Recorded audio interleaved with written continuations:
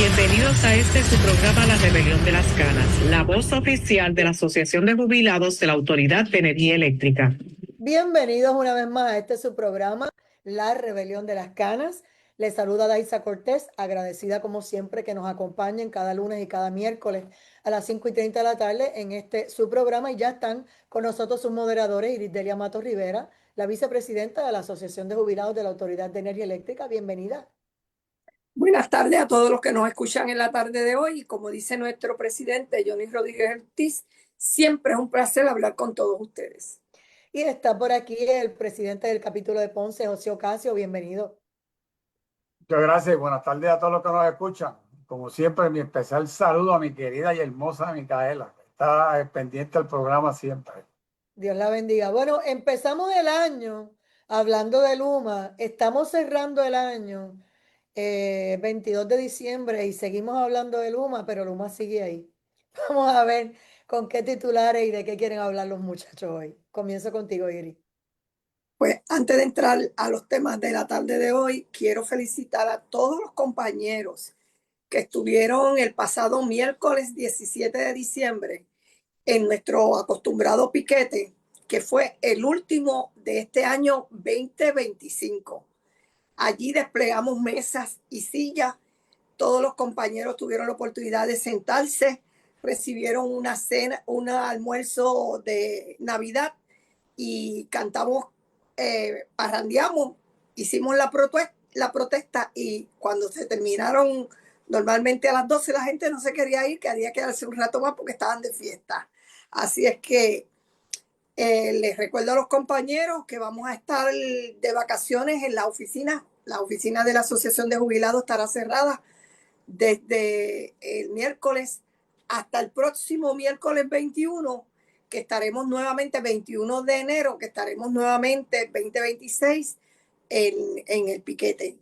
La oficina se abre el día antes, el 20, el martes, y el miércoles estaremos en el piquete. Lo esperamos, pero no obstante, quiero decirle a los compañeros que debemos estar pendientes, porque es que en Puerto Rico pasan unas cosas extraordinarias, excepcionales, sorprendentes, y hay que estar pendientes por si acaso hay que hacer un llamado de emergencia y tengamos que irnos por ahí a hacer una parranda a alguien. Pero bueno, el tema obligado en el día de hoy es la noticia el viernes de la decisión de la jueza Laura Taylor Swain con relación a la demanda de Luma, que ya lleva 2 strikes, donde sigue alegando lo mismo. Se protege bajo el manto del título 3 de la ley promesa y la quiebra de la autoridad, y que a ellos no los pueden tocar porque ellos son un contrato, ellos son un activo del gobierno de Puerto Rico, un mal activo. Yo diría que más que activo es un pasivo, bien pasivo. Cuando ustedes decían eso, ustedes no los aceptaban esa frase. Oye, ahora ellos son un activo. yo digo que es increíble cómo los políticos juegan con el lenguaje y las consignas. Hoy te las dicen al derecho y después te las dicen al revés. Yo recuerdo cuando nos impusieron el contrato de Luma. Previo a eso, la UTIER, nosotros en la asociación denunciamos, y otros sectores denunciamos la ruta de la verdad, denunciamos que ese contrato era leonino, que no beneficiaba al pueblo de Puerto Rico. Y ahí estuvo toda la humanidad en Puerto Rico defendiendo ese contrato, que no se podía cancelar, que eso era ley y orden, que no se podía cancelar. Y estuvieron así 3 años y medio, gente. Y el pueblo sufriendo, recibiendo daños a la propiedad, daño a la vida, pérdida de enseres, pérdida de equipo, pérdida de propiedad. Y el gobierno mirando para el lado. Y ahora resulta que un gobierno del mismo partido dice que el contrato es leonino. La gobernadora usó una expresión que se traduce Yo anoté, yo dije, pero es que esto en arroz y habichuela, lo que quiere decir es lo mismo que nosotros decimos, pero te cambian el lenguaje.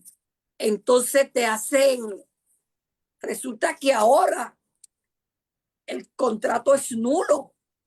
Primero era que pedía la cancelación. Ahora, que esa era la posición nuestra, que lo que procediera a cancelar un contrato que era leonino, que no favorecía al pueblo de Puerto ¿Y Rico. qué decían? Que no había forma de que se pudiera cancelar, que no existía nada en este mundo que permitiera cancelarlo. Estaba escrito en piedra, y eso no como los sagrados sacramentos. Pero ustedes saben que de esos 10 borraron unos cuantos, así que yo creo que el contrato de Luma se podía borrar. Por Dios, si borraron los sacramentos, ¿cómo no van a borrar el contrato de Luma? Pero bueno, esos políticos nuestros se las ingenian de una forma, pues ahora está todo el mundo. Oye, y lo más interesante es que salió este señor que es licenciado, Motz, creo que es, y dijo que sería bueno llamar a un descubrimiento de prueba y que vinieran los que firmaron ese contrato para ver cuál era la intención de firmar el contrato. Así que sería interesante a Fermín Fontané, Omar Marrero, Pedro Pierluisi, todos ellos vengan a ver cuál era la intención de esa extensión del contrato. Mira, en verdad que lo que ha pasado con el sistema eléctrico es no se puede decir, es que lo han golpeado, y siguen más enredos, más tentáculos, más.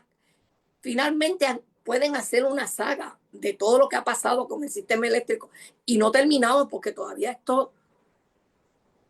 Luma tiene, según la decisión de la jueza, que a pesar de que no decidió, retuvo, declaró sin perjuicio, o sea que ella entiende que en algún momento ella puede intervenir, pero en este momento entiende que debe ser los tribunales estatales los que entren a dilucidar lo del contrato de Luma. ¿Qué tú tienes que decir, Ocasio? Sí, tenemos que añadirle a esto que precisamente como nos hemos caracterizado en este programa, pues hacer un poco de historia para que la gente se recuerde.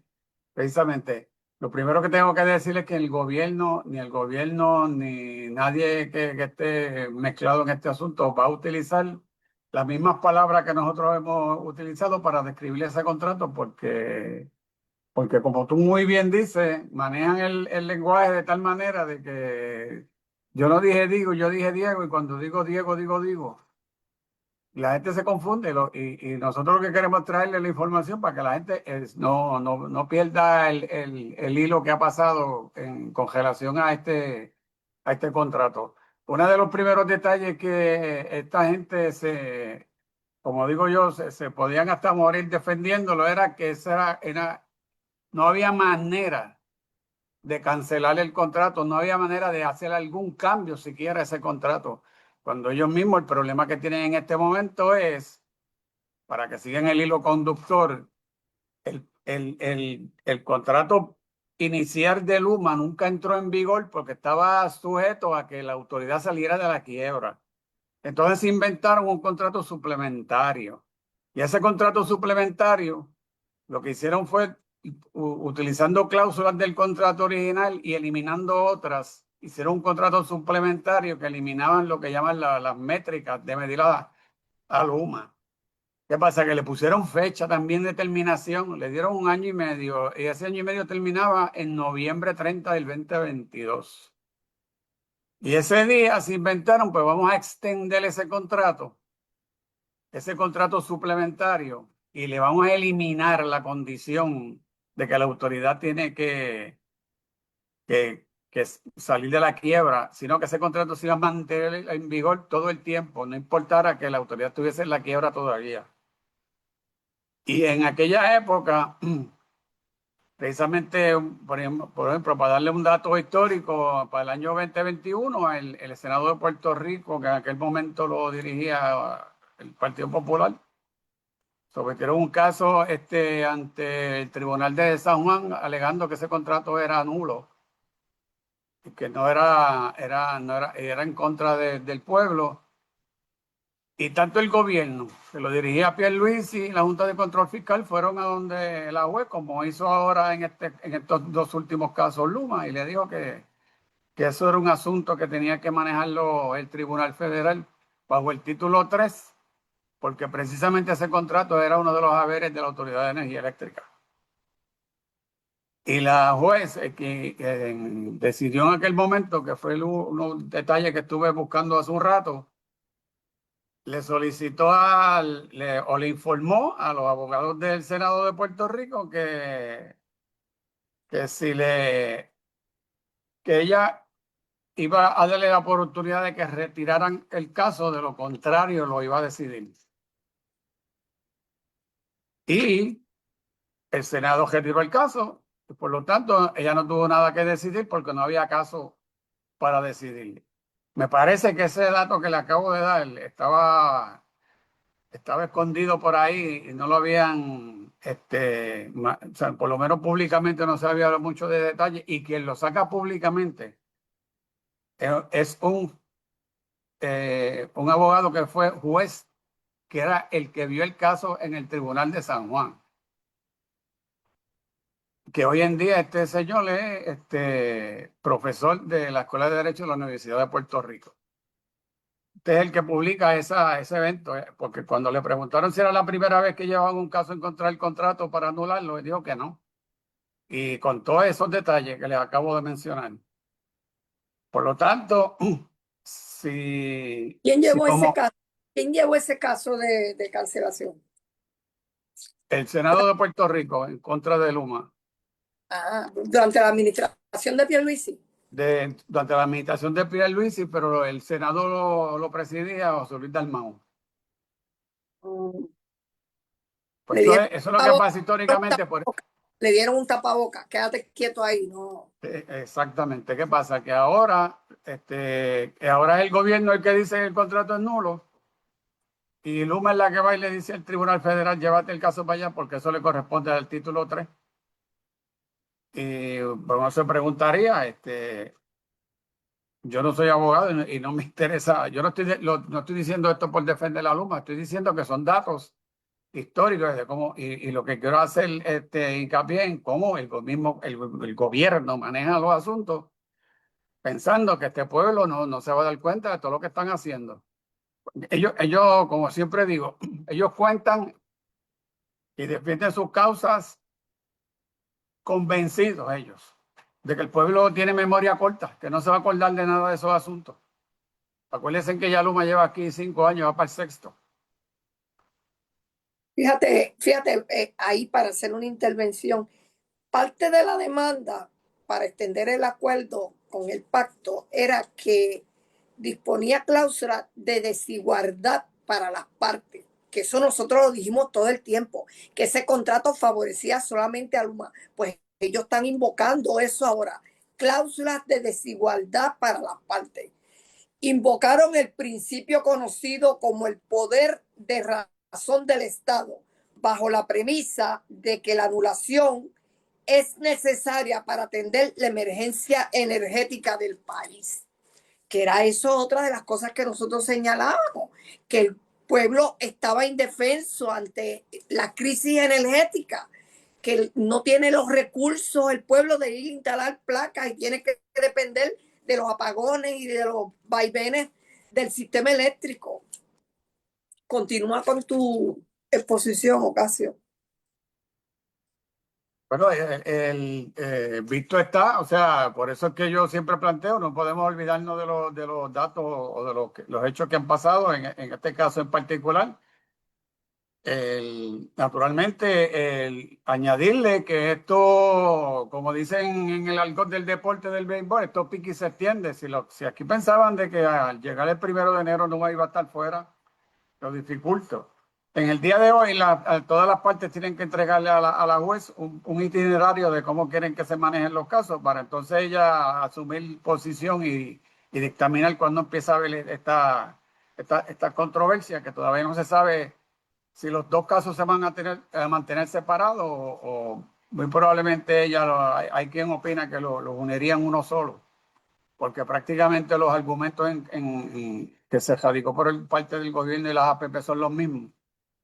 Pero eso Fíjate, significa que se va a extender. Y yo quiero decirle algo, en el caso que decidió la jueza, que no quiso entrar en el asunto de lo de DACO, cuando DACO radicó, y que al ella no asumir jurisdicción, el Tribunal Supremo de Puerto Rico dictó sentencia.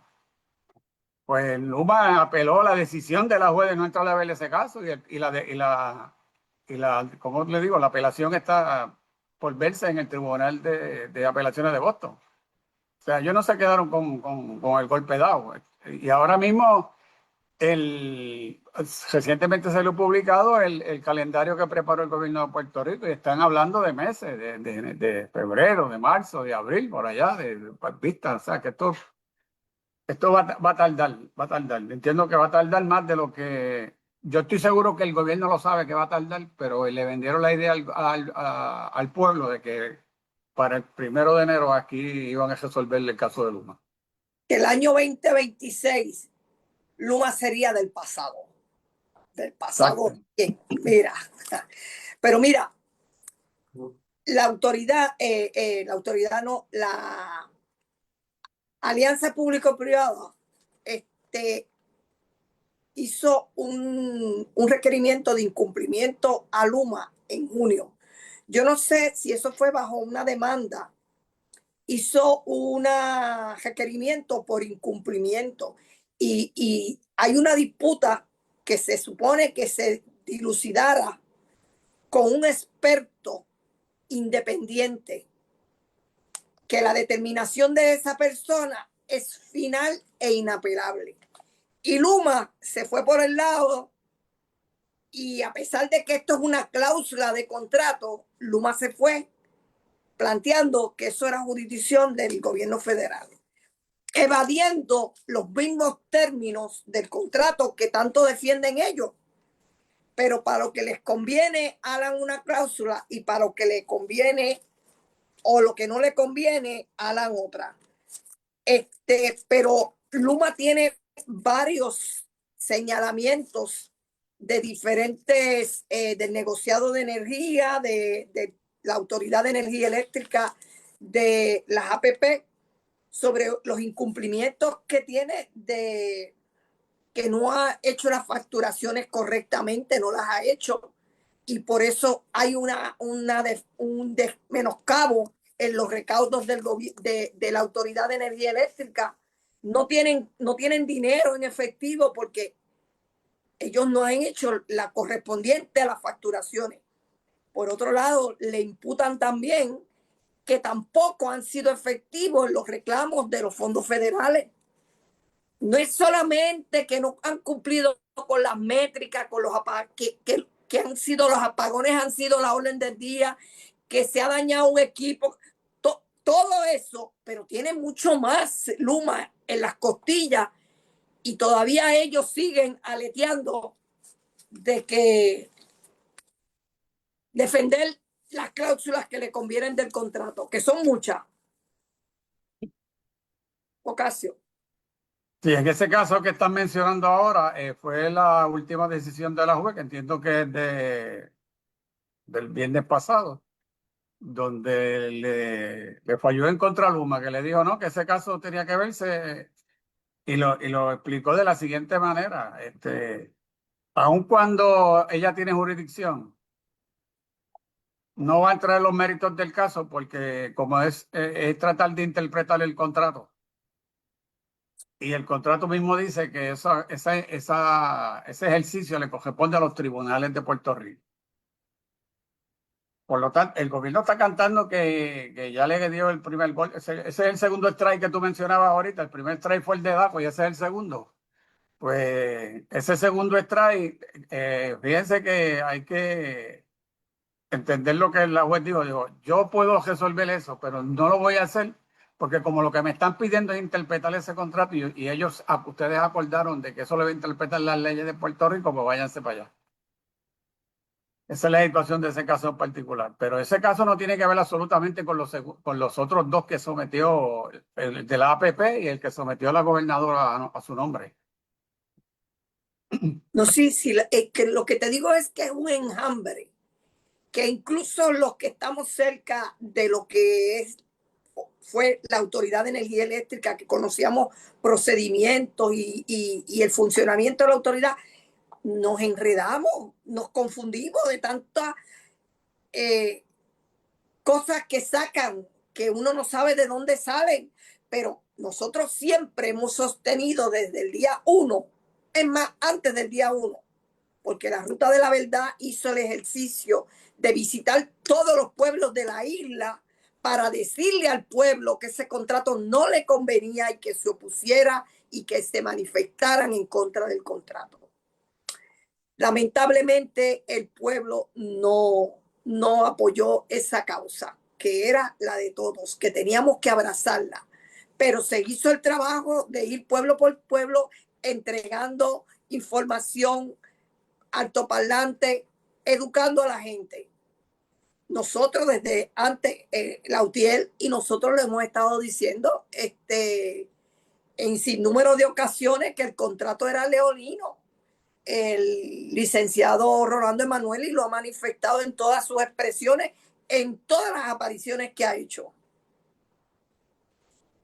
Yo lo que le digo a los compañeros que son energéticos, que tienen que preocuparse por su pensión, porque todo el mundo se sienta somos 12.500 y 12.300 se quedan en su casa sentados, acostados o en la forma en que sea. No respalda el movimiento de reclamar el derecho permanente a su sistema de retiro y sus pensiones. Y aquí no hay nada escrito en piedra, gente. Se pueden llevar la sorpresa. En mayo a nosotros no nos entró el cheque cuando tenía que entrar ese cheque.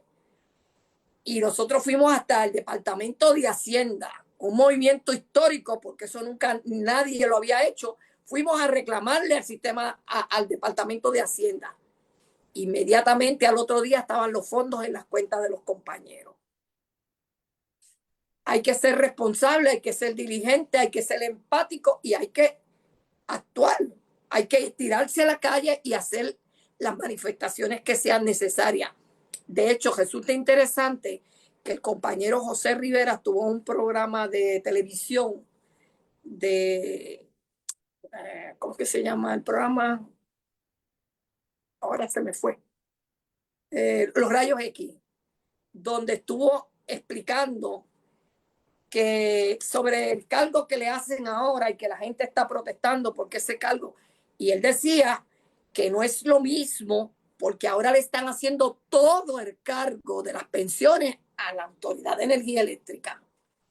En el pasado era una fracción porque los empleados activos sostenían su parte y las inversiones. Y de hecho da un dato histórico que del 2002 al 2025, en 23 años, el sistema de retiro en sus inversiones recibió la cantidad de 1.520 millones de dólares por intereses de las inversiones nada más. Que si el sistema se le deposita el dinero al sistema y se va al mercado y se pone el sistema de retiro como funciona, como opera, que tiene unas disposiciones extraordinarias, tiene varios brokers y tienen que competir los brokers entre ellos mismos, quién es el mejor, el más activo, el más agresivo, que traiga mejores fondos, el que quede último lo eliminan y trae otro y vuelve el próximo año la competencia entre los brokers. Y ustedes saben que eso es un campo bien agresivo de esos brokers que están ahí todo el tiempo mirando cómo se comportan las acciones. Y creo que el trabajo de los miembros del sistema de retiro, ese desempeño ha sido extraordinario de los compañeros y que no podemos permitir que nuestro sistema de retiro muera. Tenemos que seguir luchando por el sistema de retiro y por nuestras pensiones, tanto para nosotros como para los compañeros que están activos todavía, que no han recibido ese derecho. que precisamente no se fueron con Luma porque tenían que renunciar al sistema de retiro, tenían que moverse a otro sistema de retiro y no estuvieron de acuerdo porque conocen los beneficios y el buen sistema que teníamos y no quisieron irse con Luma y decidieron mejor moverse a una agencia pública para conservar su sistema de retiro. Y eso es importante. Por supuesto, y déjame añadirle a eso que precisamente la propuesta que se le hizo a través de la Junta de Síndicos del Sistema de Retiro, tanto a la Junta de Control Fiscal como al mismo gobierno, está basado en muchos datos de los que tú acabas de mencionar, pero esa gente no le ha dado, yo creo que ni siquiera han mirado esa propuesta. Y siempre se ha sostenido que no había aumento para el pueblo de Puerto Rico en las tarifas porque el sistema de retiro podía desempeñarse y las pensiones se podían seguir pagando sin ir a desgarrarle el bolsillo a la gente. Eso siempre se sostuvo. Y todavía lo sostenemos igualmente. Bueno, pues, si eso es todo por hoy, ¿nos queda algo, Iris? Sí, yo quiero decirle a los compañeros que hay un porote por ahí de influencia, que han muerto muchos niños y personas, 80 y pico de personas, que como nosotros estamos en una edad privilegiada y que tenemos que cuidarnos mucho, que traten de, si van a sitios públicos, a oficinas médicas, se busquen sus mascarillas y que las usen para que se protejan, porque está causando estrago y según tengo entendido, esas son unas variantes del COVID-19 y que hasta donde tengo entendido no tienen un antídoto, una vacuna para esas influencias. Pues muchas gracias, Iritelia Mato Rivera y José Ocasio, por otra edición más de La Rebelión de las Canas. Ya será hasta el próximo viernes a las 5:30, con el favor de Dios. Que pasen linda tarde. Buenas tardes. Muy buenas tardes a todos y feliz Navidad. Así es, feliz Navidad.